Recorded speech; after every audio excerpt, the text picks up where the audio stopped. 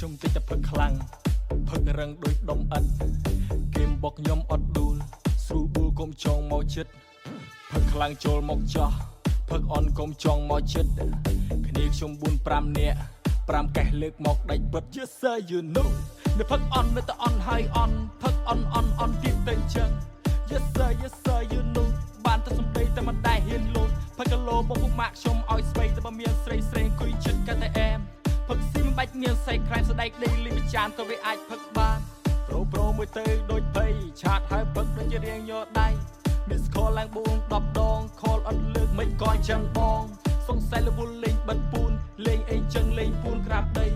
ជុកជុំមិនម៉ូតូអស់សាំងម៉ូតូស៊ីសាំងឬក៏លេងទេហេបិទស្រីខ្លួនឯងផឹកមកដៃឈ្នះផងនេះមកសឹបប្រាប់ខ្ញុំផឹកខ្លាំងម្លេះបងមុនចេញនៅមើលលួយថើខ្ញុំថាខ្លួនជុំក៏អូនទៅចិត្តតែអ៊ូឡុងនាងក្បែរខ្ញុំត្រឹម5នាទី